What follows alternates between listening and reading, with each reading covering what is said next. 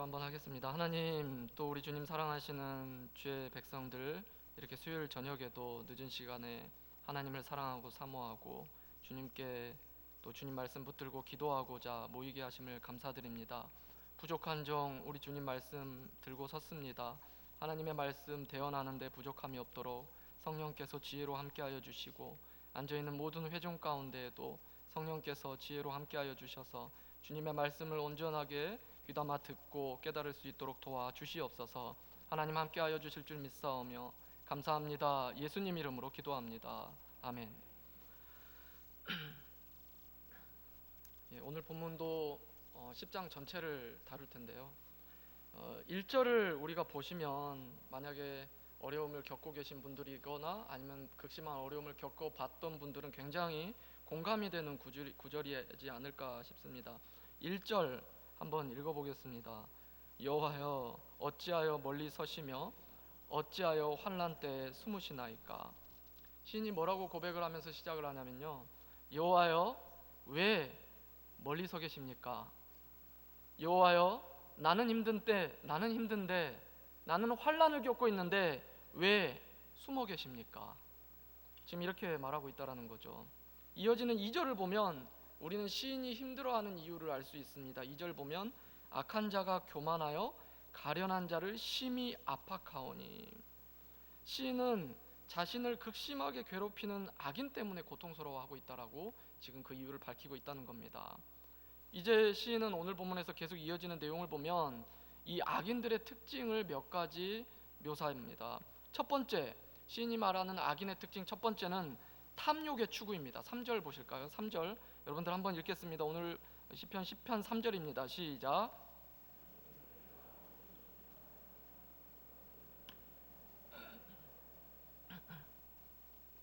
시인은 지금 말하는 겁니다. 끝없는 탐욕을 갖고 물질이든 무엇이든 채우려고만 하는 것, 이 탐욕이 바로 악인의 대표적인 특징이다, 이렇게 말하고 있다라는 거죠. 그리고 악인의 또 한 가지 특징을 말하는데요, 그게 7절입니다. 바로 거짓되고 사악한 입술입니다. 그의 입에는 저주와 거짓과 포악이 충만하며 그의 혀 밑에는 잔해와 죄악이 있나이다. 악인의 입과 혀는 악하고 거짓됨이 충만하다는 겁니다. 악인의 특징 또 한 가지는 바로 포악성입니다. 8절과 10절이 그 포악성을 잘 보여주는데 10절만 한번 우리 읽어보실까요? 10절입니다. 시작. 그가 굽으려 엎드려지 그의 포악으로 말미암아 가련한 자들이 넘어지나이다. 악인은 힘없는 자들을 괴롭게 하는 포악성을 갖고 있다라고 말하고 있다는 것이죠. 정리하면 탐욕의 추구, 그리고 거짓되고 사악한 입술, 그리고 포악성, 이게 바로 악인의 특징이다, 이렇게 시인이 말하고 있습니다. 그런데 여러분, 사실 시인은 악인이 이렇게 생각하고 말하고 행동하는 것은 결국 이것 때문에 그렇다, 이렇게 또 말하고 있다라는 거죠. 시인이 이러한 악행을 생각을 하고 욕망을 생각을 하고 또한 입술로 사악한 거짓말을 하고 또한 포악한 행위를 하는 것은 결국 이것 때문이다 라고 말하고 있다는 거예요. 그게 바로 4절입니다. 우리 4절 한번 읽어보겠습니다. 여러분 성경으로 4절입니다. 시작. 악인은 그의 교만한 얼굴로 말하기를 여호와께서 이를 감찰하지 아니하신다 하며 그의 모든 사상에 하나님이 없다 하나이다. 아멘. 여러분, 시인은 말합니다. 악인이 탐욕을 추구하고 거짓되고 사악한 말을 하며 또한 폭력을 휘두르는 그 모든 것은 결국 하나님이 지켜보시지 않는다라는 생각을 갖고 있기 때문에 이러한 생각과 이러한 말과 이러한 행동을 하게 된다라고 말하고 있다는 겁니다. 무슨 말입니까? 쉽게 말하면 들키지 않았다라는 거죠. 들키지 않기 때문에 악행 저지른다라는 거예요. 제가 아이들에게 훈육을 할 때 조금 특별하게 엄하게 훈육을 하는 부분이 있어요. 뭐냐면 엄마에게 함부로 할 때, 뭐 아이들이 어릴 때는 뭐 그럴 필요가 없었지만 자라나니까 이제 엄마가 조금씩 만만해지는지 엄마에게 함부로 하는 경향이 좀 있더라고요. 그럴 때는 제가 그건 굉장히 좀 무섭게 엄하게 좀 훈육을 합니다. 그런데 이게 부작용이 있어요. 뭐냐면 제가 집에 있을 때와 없을 때 엄마에 대한 태도가 많이 달라진다라는 거죠. 그래서 가끔씩 엄마가 이제 아내가 저에게 아이들이 이렇게 했다라는 이야기를 들으면 정말 상상이 안 될 때가 많아요. 그래서 아주 가끔 그런 생각을 해봤던 적도 있어요. 아내가 나와 괜히 아이들의 사이를 이간질하는 건가? 정말 믿기지 않을 정도로 그런 모습을 보이니까 제가 있으면 굉장히 유순해집니다. 여러분, 악인도 마찬가지예요. 욕망을 추구하며 거짓되고 사악한 말을 하며 폭력을 휘두르는 그 모든 것은 결국 그러한 행위들을 심판하시는 하나님이 없다, 하나님이 그 모습을 보지 않는다라고 생각하기 때문에 마음껏 그러한 생각과 행동과 말을 하고 있다는 것이죠. 그런데 여러분, 시인이 계속해서 이 악인을 묘사하고 있습니다. 오늘 전반부가 이 악인을 계속해서 묘사했어요. 함께 읽지 않은 부분들이죠. 그런데 도대체 이 악인은 누구를 가리키는 걸까요? 사실 본문에서 악인이 누구인지를 정확하게 말하고 있지 않아요. 그런데 우리는 충분히 예상해 볼 수 있죠. 하나님이 없다라고 말하는 대상, 그리고 이 시인을 굉장히 힘들게 압제하고 있는 대상이라면 당연히 이방의 어떤 대적이 지금 이 시인을, 이스라엘 백성인 이 시인을 괴롭히고 있다라는 것을 생각해 볼 수 있을 겁니다.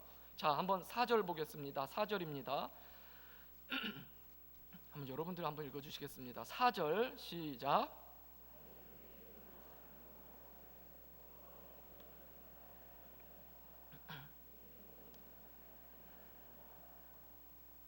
여러분, 지금 시인은 이 악인의 말을 직접 인용하고 있습니다. 여호와께서 이를 감찰하지 아니하신다. 그런데 여러분, 충격적이게 이 악인의 말을 직접 인용하면서 여호와께서라는 단어를 사용하고 있다라는 거예요. 여러분, 하나님을 여호와라고 고백하는 사람들이 누구입니까? 바로 이스라엘 백성이라는 거예요. 지금 이 악인은 다름 아닌 이스라엘 백성들이다라는 거예요. 하나님을 여호와로 알고 믿고 섬기는 자들 중에 하나님이 지켜보지 않는다라는 생각을 갖고 이런 악행을 저지르는 자들이 있다는 겁니다. 그리고 이들의 이러한 생각과 행동과 말들, 악한 것들이 바로 시인으로 하여금 그토록 고통을 주고 있다라는 것이죠. 같은 이스라엘 민족들 가운데 누군가가. 여러분, 이것이 무엇을 의미할까요? 이스라엘 백성들이 모두 이스라엘 백성이 아니라는 겁니다. 무슨 말입니까? 이스라엘 백성들 중에 진짜 하나님 백성이 있는가 하면 진짜 하나님 백성이 아닌 자들이 있다라는 겁니다. 마찬가지라는 거죠. 교회 안에도 수많은 신앙인들이 있어요. 종교인, 신앙인 신도들이 있죠. 그런데 그 자리에서 하나님을 예배하고 기도하고 또 성도들 간에, 신도들 간에 교제도 하지만 그 안에 성도가 다 성도가 아닐 수 있다라는 겁니다. 아니, 성도가 다 성도가 아니라고 말할 수 있죠. 그 삶의 모습에 시인이 말하는 악인의 특징이 있다면 그건 성도의 모습이 아니라 악인의 모습이라는 겁니다. 여러분, 악인이 욕심을 잘한다라고 했는데 이 욕심을 자랑한다라는 표현을 우리가 무슨 저기 구두쇠 스크루지나 자린고비 이런 유별난 모습을 생각해서는 안 됩니다. 탐욕이 무서운 것은 그것이 포장되기 때문에 잘 드러나지 않는다라는 거예요. 세상을 보십시오. 여러분이 이 욕심, 탐심, 이것이 세상에서는 삶에 얼마나 중요한 가치인지 모릅니다. 제가 무슨 소리를 하냐고요? 여러분, 우리 아이들한테 이런 거 많이 가르치잖아요. 욕심 부리지 마. 욕심 부리면 안 돼. 뗐지. 그런데 여러분, 너무 아이러니하고 황당한 것은 정말로 이 아이들에게 욕심 부리지 마라고 훈육하고 있는 이 부모님들은 욕심이 나쁜 것이라고 생각하고 있을까요? 이 부모들이 뒤돌아서 이런 말을 한다는 거예요. 우리 아이는 너무 착한데 너무 욕심이 없어. 좀 전에 욕심 부리지 말라고 했잖아요. 근데 욕심이 없다고 그걸 안타까워한다는 겁니다. 여러분, 세상에서 욕심은 굉장히 중요한 동기부여의 요소입니다. 데일 카네기의 인간관계론과 함께 중요한 자기개발서로 널리 읽히고 있는 성공대화법, 성공대화론을 보면 서론에서 바로 이것을 강조합니다. 대화의 기술을 잘 배우고 싶다면, 카네기는 이렇게 서론을 시작을 해요. 대화의 기술을 잘 배우고 싶다면 먼저 성공에 대한 욕심을 키워라. 내가 아무리 기가 막힌 대화의 기술을 너희들에게 알려줘도, 당신들에게 전해줘도 당신이 성공에 대한 욕심이 없으면 이 기술 제대로 습득할 수 없다. 성공을 꿈꿔라. 그리고 그것을 반드시 쟁취하겠다는 욕망을 키워라. 당신의 욕심을 키워라. 이렇게 말하고 있다는 거예요. 그것이 바로 이 대화법의 배움에 있어서 첫걸음이라는 겁니다. 여러분, 세상에서 탐욕은 어떤 악한 것이 아니에요. 세상에서 욕심은 이미 어떤 악한 것이 아닙니다. 미덕입니다. 성공의 기초가 되고 기본이 되는 미덕이라고요. 그런데 여러분, 성경은 절대로 그렇게 말하고 있지 않죠. 이 욕심을 추구하는 것을 오늘 본문에서 시인이 뭐라고 말합니까? 악인의 특징이다, 이렇게 말하고 있다는 거예요. 사도행전 20장에서 사도 바울이 밀레도 고별 설교를 하죠. 기억합니까? 이제 다시는 에베소의 자기의 제자들, 장로들을 볼 수 없다라는 판단에 에베소에 들르지는 못하고 밀레도라는 곳에 제자들을 불러놓고 마지막 설교를 해요. 근데 여러 가지 가르침 중에 가장 마지막 가르침이 무엇이었습니까? 바로 이것이죠. 내가 아무의 은이나 금이나 의복을 탐하지 아니하였고, 여러분이 아는 바와 같이 이 손으로 나와 동행들이 쓰는 것을 충당하여 범사에 여러분에게 모범을 보여준 바와 같이. 성도됨, 무슨 말입니까? 성도됨, 교회됨의 특징은 끝없이 자기를 만족시키고 자기를 채우려는 탐욕이 절대로 아니다라는 겁니다. 이게 사도 바울의 애 제자들을 향한 마지막 고별 설교의 가르침이었다라는 거예요. 탐욕이 아니다. 탐욕이 아니다. 세상은 탐욕을 중요한 것으로 말하지만 절대로 탐욕이 아니다. 두 번째 악인의 특징 우리가 한번 볼까요? 거짓되고 사악한 입술입니다. 사기꾼들, 여러분 이것도 마찬가지. 유별난 걸 생각하면 안 돼요. 사기꾼들처럼 그런 모습을 생각할 필요가 없습니다. 교우들 간에 남의 얘기를 함부로 하는 모습, 과장된 표현들을 재밌으라고 해버리는 모습들, 그게 그 교회에게는 어떤 큰 상처로 돌아올지 생각은 하지 않고. 2년 전에 중보기도부를 담당했는데, 재작년이죠. 헌신자분들에게 가장 많이 강조했던 부분이 바로 이 부분이에요. 교회마다 중보기도부가 있어요. 그런데 여러분, 문제는 교회마다 중보기도부가 가장 큰 문제를 일으키기도 한다는 거예요. 왜냐하면 기도해달라고 중보기도 제목을 냈는데 그것이 밖으로 돌면서 가십거리가 되어버립니다. 그래서 제가 중보기도 섬길 때 1년 내내 그것만 강조했어요. 절대로 안 됩니다. 지금 우리 중보기도부는 그런 일 없으니까 여러분들 기도 제목 마음껏 제출해 주시기 바랍니다. 저도 종종 기도 제목을 제출하지만 그게 돌고 돌아 제 귀로 들어온 일이 없더라고요. 감사하게도 없다는 거죠. 이 자리를 빌어 비밀을 유지한 채로, 철저하게 비밀을 유지한 채로 지금도 나라와 민족과 우리 성도들을 위해서 헌신하며 기도하고 있는 우리 중보기도부 헌신자 성도님들께 심심한 감사를 표합니다. 좀 웃으라고 한 건데. 세 번째, 포악성입니다. 이것도 마찬가지죠. 무슨 조폭을 연상하실 필요가 없어요. 우리 안에 있는 포악성을 우리가 돌아보아야 됩니다. 어떤 포악성입니까? 여러분, 자신보다 힘없고 지위가 낮고 낮은 어떤 부분에 있는 자들을 함부로 하는 게 바로 악인의 특징이라는 거예요. 포악성. 우리 주님도 이거 얼마나 싫어했는지 모릅니다. 마태복음 5장 22절 앞에 나오죠. 여러분들 한번 읽어보실까요? 시작.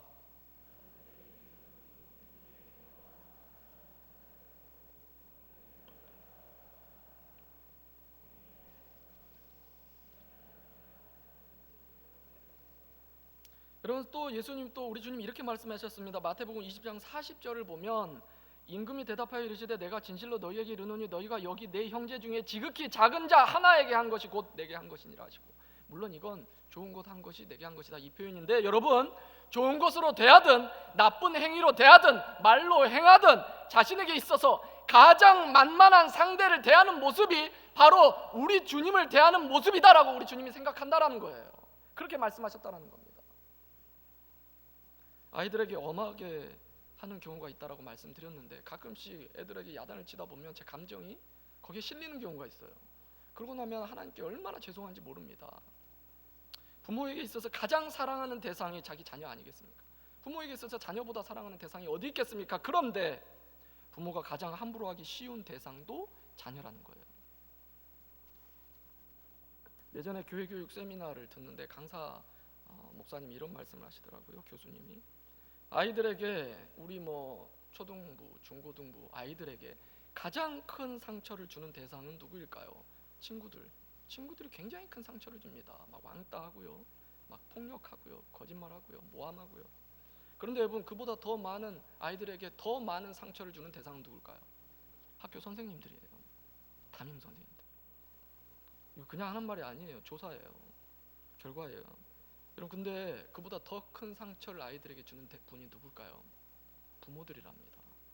씻을 수 없는 상처가 부모들로부터 받는다는 거예요.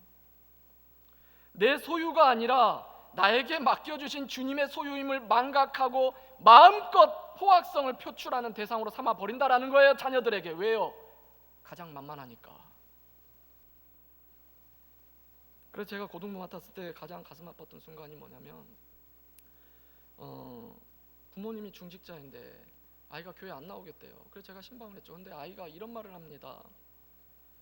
집에 있는 그 사람들, 제 기억에 이 표현이었어요. 집에 있는 그 사람들, 그렇게 행동하고 사는 게 기독교인이라면 저는 교회에 안 나갈 겁니다. 얼마나 안타깝습니까? 여러분, 지금 시인은 악인 때문에 처절한 고통을 느끼고 있습니다. 하나님께 절규하고 있잖아요. 이게 시에 담겨 있습니다. 성도를 핍박하는 대상이, 이토록 어렵게 처하게 하는 대상이 외부에 있죠. 또는 상황이 될 수도 있고요. 교회 밖에 어떤 사람이 그렇게 우리를 힘들게 하는 경향이 많이 있습니다. 하지만 그보다 더 비참한 상황은 우리의 욕망과 거짓됨과 포악성이 같은 교우들에게 처절한 고통을 줄 때라는 겁니다. 이보다 비참한 상황이 어디 있겠습니까? 여러분, 그렇다면 반대로 누군가로부터 또는 어떤 상황으로부터 우리가 고통을 당하는 성도는 어떤 반응을 해야 될까요?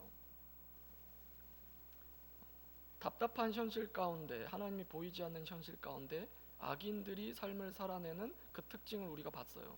그렇다면 이 환난과 고통 가운데, 답답한 현실 가운데 성도의 반응은 무엇일까요? 시인의 반응이 바로 성도의 반응이라고 할 수 있겠죠. 12절입니다. 12절은 제가 읽고요, 16절은 여러분들이 한번 읽어주시겠습니다. 12절은 제가, 16절 여러분들입니다. 12절입니다. 여호와여 일어나옵소서, 하나님이여 손을 두옵소서, 가난한 자들을 잊지 마옵소서. 16절입니다. 시작.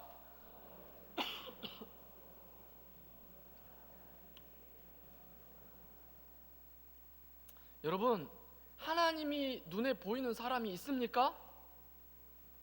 아무리 많이 기도하는 사람도 마찬가지입니다. 하나님이 눈에 보이는 사람은 없습니다.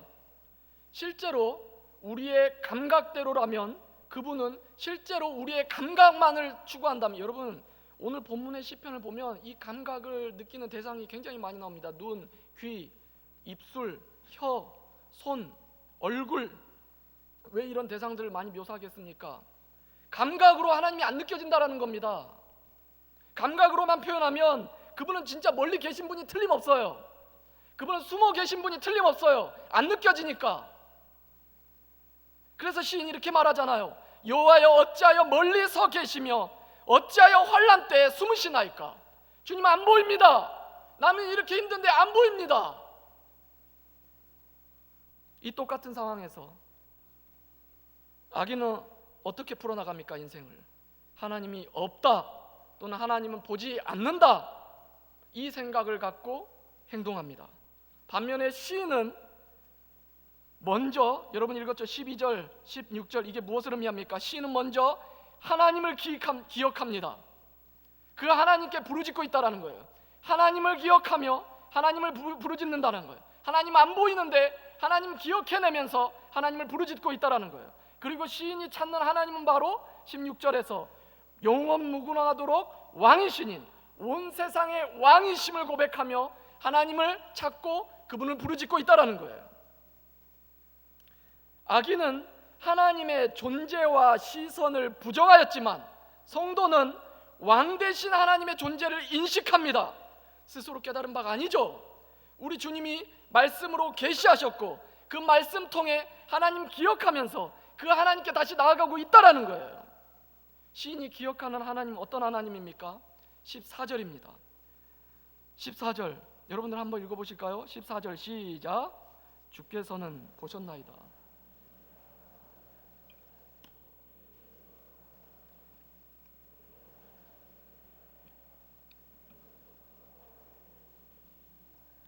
하나님이 보이지 않는 답답한 상황 가운데 시인은 하나님을 기억해냅니다. 자기가 알고 있는 말씀으로 배운 하나님을 기억해내면서 그 하나님께 부르짖는데 자기가 기억해낸 하나님은 이 하나님이다라는 거예요.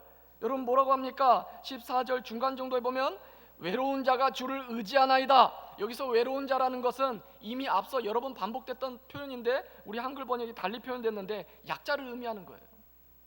즉 자신을 이야기하는 거예요. 시인 자신. 악인 앞에서 상대적으로 너무 힘없어서 지금 악인에게 괴롭힘을 당하고 있는 자신을 말하는 거예요. 그런데 이 자신이 우리 주님 의지한다는 거예요. 주님 의지한다는 거예요. 즉 시인은 하나님을 의지한다는 겁니다. 하나님의 은혜를 의지한다는 겁니다. 계속해서 또한 주님은 감찰하시고 그 손으로의 행위를 갚으신다 이렇게 말했죠. 14절에 원한을 감찰하고 주의 손으로 갚으신다. 이게 무슨 말입니까? 갚으신다라는 것은 그의 입술과 행위의 결과에 대해서 심판하신다라는 거예요. 즉 시인은 하나님의 공의를 의지하고 있다라고 말하는 겁니다. 하나님의 은혜를 의지하고 하나님의 공의를 의지한다 이렇게 말하는 겁니다. 또한 고아를 도우신다 이렇게 말하죠. 여러분 무슨 말입니까? 고아를 도우신다. 고아와 과부를 돌보는 하나님, 이게 무슨 말입니까? 약자가 힘이 없다고 괴롭힘 당하지 않게 지키신다. 즉 하나님의 정의를 신뢰한다 이 말입니다. 하나님의 정의, 하나님의 은혜와 하나님의 공의와 하나님의 정의, 이것 의지합니다. 하나님은, 여러분, 악인은 하나님을 부인하고 욕망을 의지하고 거짓과 포악으로 살아갑니다. 하지만 성도는 그 악인으로 인하여 힘든 상황일지라도 하나님을 인식합니다. 그리고 왕 대신 하나님이 베푸실 은혜와 공의와 정의를 의지하고 추구하고 살아간다는 거예요. 다시 원점으로 돌아왔어요. 하나님이 안 느껴져서 멀리 계시며 숨어 계신다고 외쳤던 시인은 보이지 않고 느껴지지 않지만 그 하나님을 다시 붙들겠노라고 하나님을 의지한다라고 고백하고 있다는 거예요. 안 보인다면서, 그래서 하나님 왜 안 보입니까? 라고 말했던 시인이 그 안 보이는 하나님께 내가 하나님을 의지합니다 라고 말하고 있다는 거예요. 도대체 어쩌라는 걸까요? C.S. 루이스의 나니아 연대기에 이런 이야기가 나옵니다. 한 소녀가 숲속에서 굉장히 갈증이 심한 상태, 이제 목말라 죽을 지경이에요. 그때 맑은 시내가 흐르는 걸 발견합니다. 그리고 그 시내 앞으로 달려가죠. 이 갈급함을 채우려고, 갈증을 채우려고. 그런데 시냇가의 앞에 도달했을 때 깜짝 놀라서 멈춰서요. 왜요? 시냇가 앞에 큰 사자 한 마리가 누워 있었거든요. 소녀는 사자를 보고 겁에 질려가지고 더 이상 나가지도 못하고 도망가지도 못하고 있는 상황인데 사자가 먼저 말을 건넵니다. 너 목마르지 않아? 왜 와서 물 먹지 않니? 그러니까 소녀가 뭐라고 말합니까? 제가 목말라 죽겠습니다. 그런데 제가 물을 좀 마시려고 하는데 사자님께서 자리를 좀 피해서 저쪽으로 가주시면 좋겠습니다. 안 보이는 곳으로. 대답 대신에 사자가 오히려 큰 소리로 으르는 걸 포효합니다. 막 산이 흔들리고 이 소녀는 더 겁에 질리죠. 그러니까 이제 소녀는 그 사자에게 말하는 거예요. 사자님, 저를 해치지 않는다고 약속을 해주세요. 혹시 사자님 저와 같은 소녀, 어린 소녀도 먹습니까? 잡아먹습니까? 그러니까 사자가 뭐라 하냐면, 소녀? 어린 소녀? 아니, 난 어른도 왕도 황제도 나라도 국가도 도시도 삼키는 자다 이렇게 말합니다. 그러니까 소녀가 뭐라고 말하면, 그렇게 무서운 분이면 저는 그 앞으로 못 가요. 물 먹으러 못 갑니다 라고 말해요. 그때 사자가 뭐라면, 너 그럼 목말라 죽을 거야. 그러니까 소녀가 이렇게 말합니다. 그럼 저는 다른 시냇가를 찾아보겠습니다. 마지막으로 사자가 이렇게 이야기하죠. 다른 시냇물은 없어 이 숲에. 여러분, 이 C.S. 루이스의 나니아 연대기에 이 사자가 누굽니까? 아슬란이잖아요. 예수님 상징하는 거예요. C.S. 루이스는 이 사자 예수님으로 지금 묘사하면서 썼거든요. 여러분, 이게 무엇을 의미할까요? 다른 곳엔 시내가 없어. 다른 시냇물은 없어. 우리는 이해할 수 없는 고난 가운데 있고 두려움 가운데 있고 어려움 가운데 있고, 그래서 하나님이 느껴지지 않는다고 해서 다른 방법을 찾는 것은 결코 다른 방법을 찾으려고 합니다. 하지만 이야기하는 거예요. 다른 방법을 찾으려고 하는 것은 어리석을 수밖에 없다. 왜요? 다른 방법은 없기 때문이다 라고 말하고 있다는 거예요. 환난과 어려움이 있어도 우리 주님 찾는 것 외에는 다른 방법이 없다라는 거예요. 다른 방법 찾아봤자 악인들이 행하는 행위들, 하나님이 없다는 악인의 모습이 되어버릴 뿐 결국 하나님을 의지하며 그분을 붙드는 방법 외에는 다른 방법이 없다라는 겁니다. 그래서 시인이 결국 다시 하나님 앞에 서게 되는 거죠. 여러분, 하나님이 온 세상의 왕 되심을 믿으십니까? 하나님의 온 세상의 왕 되심을 믿으십니까? 이 어려움을 이겨내기 위한 우리에게 어떤 어려움이 있다고 해도, 그런데 믿는 하나님이지만 그 하나님이 안 보이는 상황에서 우리가 이 어려움을 이겨내기 위한 다른 방법을 찾는 것은 어리석다라는 거예요. 왜요? 다른 방법은 없습니다. 하나님이 안 보이지만 하나님이 살아계신 하나님이고 창조주 하나님이시고 온 땅의 하나님이시라면, 왕 되신 하나님이시라면 하나님을 의지하는 방법 외에 방법은 없습니다. 하나님을 의지하는 외에 다른 길은 없습니다. 하나님께 기도하는 방법 외에 우리에게 다른 방법은 없다라는 겁니다. 성도에게 이 상황이 이해되지 않아도 창조주 하나님은 우리의 이성으로만 받아들일 수 없죠. 본성이 부패한 우리의 믿음으로 우리는 하나님을 다 이해할 수 없지만 믿음으로 하나님 바라보는 겁니다. 그래서 이사야는 틀림없이 구원하시는 하나님이신데 그분이 안 보이니까, 환난 가운데 그분이 느껴지지 않으니까 이사야는 이렇게 표현합니다. 이사야 45장 15절입니다. 제가 읽겠습니다. 구원자 이스라엘의 하나님이여 진실로 주는 스스로 숨어 계시는 하나님이시니이다. 아멘. 여러분, 하나님이 안 보입니다. 안 느껴집니다. 기도의 자리로 나아갔는데 문제는 해결이 되지 않습니다. 이 상황에서 악인은 하나님을 부인하고 욕망과 거짓과 포악성으로 살아갑니다. 악인의 특징이죠. 그리고 그것이 세상에서는 지혜일 수 있어요. 그 문제를 묻어두고 살아갈 수 있는 방법이 될 수 있어요. 하지만 성도는 어떻게 살아갑니까? 하나님이 안 보일 때, 안 느껴질 때 성도는 이제 믿음으로 살아가는 겁니다. 믿음, 이것이 성도의 가장 큰 특징이자 성도의 생명입니다. 믿음. 그래서 예수님이 이렇게 말씀하셨죠. 요한복음 20장 29절입니다. 다 같이 한번 읽어보고 말씀을 마치도록 하겠습니다. 시작.